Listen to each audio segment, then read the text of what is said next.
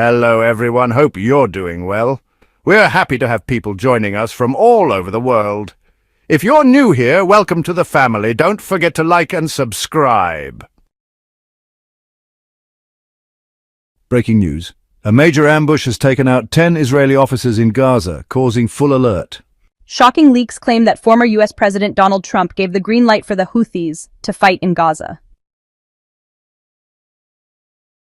According to field sources, Hamas's military wing, the Al-Qassam Brigades, carried out a well-planned ambush near Rafah in southern Gaza, killing 10 Israeli officers and destroying 3 Merkava tanks. Leaked reports reveal that Yemeni special forces from the Houthi group Ansar Allah helped plan and execute the operation. These forces secretly entered Gaza to provide direct support to Al-Qassam. The Houthis used advanced guerrilla tactics and ambush strategies that caught the Israeli military off guard. Surprisingly, the operation allegedly had approval from Donald Trump himself, who reportedly authorized a select group of Houthi fighters to be transferred to Gaza as part of a covert plan to shift the balance in the region. In a related development, intelligence reports indicate that large shipments of advanced weapons, including guided missiles and anti-tank rockets, were smuggled into Gaza through secret routes with coordination between Yemeni and Egyptian intelligence and technical support from the CIA. The Israeli army hasn't issued any official comment on the losses, but the southern area remains highly tense with intense fighting and full Israeli military alert. In another major field development, a joint team of Houthi and Al-Qassam fighters carried out a tactical operation in Gaza City's Shuja'iyah neighborhood. The operation resulted in the death of 2 Israeli officers and 7 soldiers, and the destruction of a Merkava tank using advanced explosive devices planted along the path of the Israeli unit. Footage aired by local media showed the moment the explosives detonated, and the tank was blown up amid heavy gunfire from resistance fighters. An Israeli helicopter was seen landing to evacuate the dead and wounded. Later leaked intelligence reports said the operation was conducted using precise military tactics commonly used by Houthi forces in Yemen.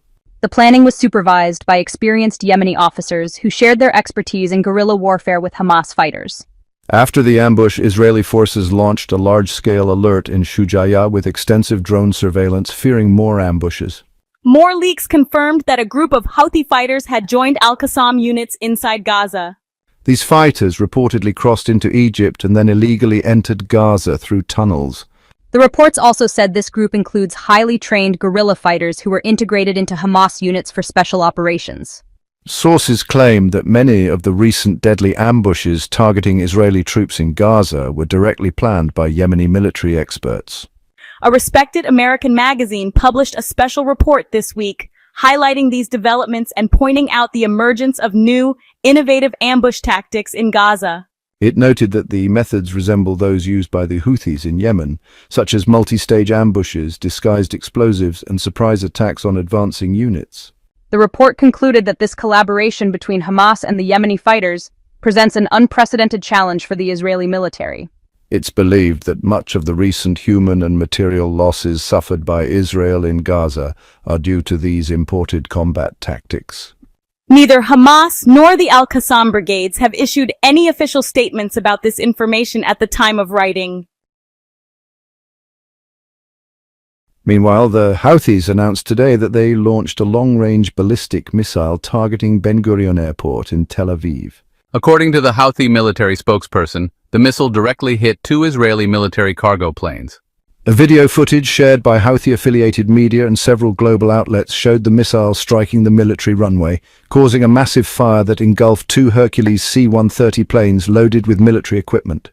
Thick smoke was seen rising from the planes as fire crews tried to put out the intense blaze.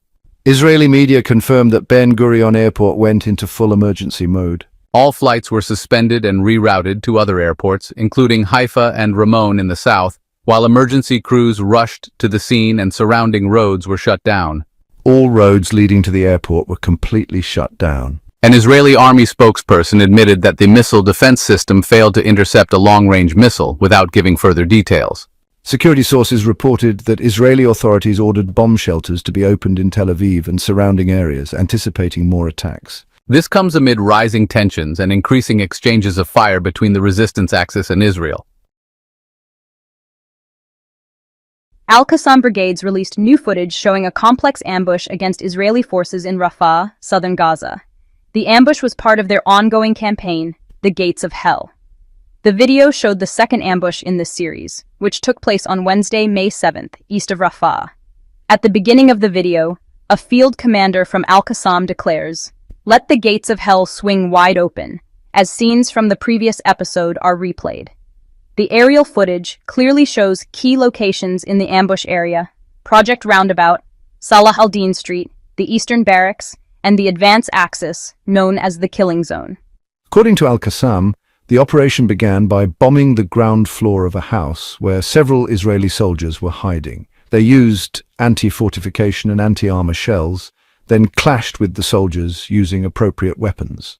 Afterward, the fighters retreated into a pre-dug tunnel, luring Israeli troops into an area planted with explosives, which were detonated upon the soldiers' arrival, resulting in several dead and injured. Footage also showed Israeli drones and K9 units combing the area before a 9-man Israeli unit entered the ambush site, only to be hit by another set of explosives, all while the resistance fighters chanted loudly. Meanwhile, the Yemeni military spokesperson Yahya Sari announced today the launch of a long-range missile at Ben Gurion Airport in Tel Aviv, historically known as Lod Airport. Media affiliated with the Houthis reported the missile hit its target precisely, causing severe damage to the runways and airport infrastructure, knocking it out of service completely. According to Palestinian news agency Ma'an and Al Jazeera, loud explosions were heard throughout Tel Aviv and nearby areas, triggering panic among residents. Videos circulated online showed massive crowds of Israelis rushing to bomb shelters as sirens blared across the city. In response, the Israeli Airports Authority suspended all incoming and outgoing flights at Ben Gurion Airport until further notice, redirecting air traffic to other airports like Ramon in the south. The airspace above Tel Aviv was also fully closed. Israeli Prime Minister Benjamin Netanyahu held an emergency meeting with top security officials to discuss the strike and possible responses. In a brief statement, the Israeli military confirmed it had attempted to intercept the missile, but it still hit its target accurately. On the other side, the Yemeni forces said the strike was in retaliation for ongoing Israeli aggression against the Palestinian people, warning that future strikes would be even more painful if Israel doesn't stop its attacks on Gaza. In a major field development in Rafah, Al-Qassam Brigades announced the launch of a wide-scale military operation, again named the Gates of Hell, targeting Israeli forces advancing east of Rafah. In a short statement via their media platform, they said they had lured a special Israeli infantry unit into a booby-trapped tunnel and confirmed that all members of the unit were either killed or injured, calling it a painful blow that would shift the course of the battle. Footage from their war media showed the tunnel explosion and resistance fighters advancing toward the ambush site under heavy cover fire. As of now, the Israeli military has not officially commented on the ambush or potential casualties.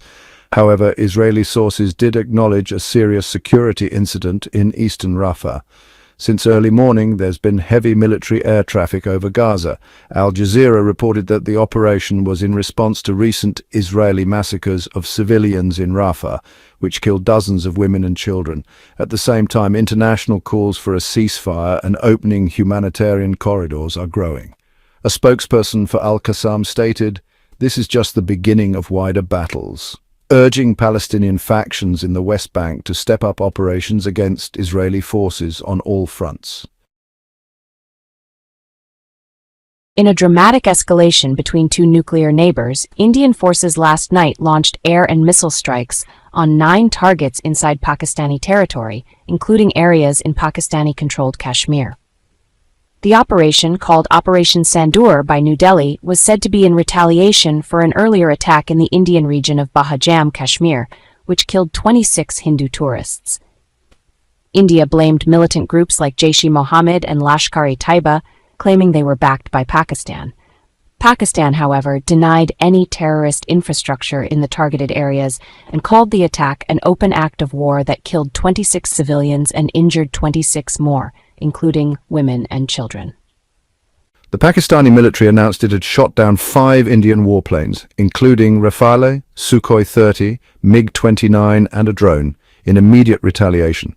Reuters reported that 3 Indian jets crashed in Jammu and Kashmir, though India hasn't officially confirmed it yet.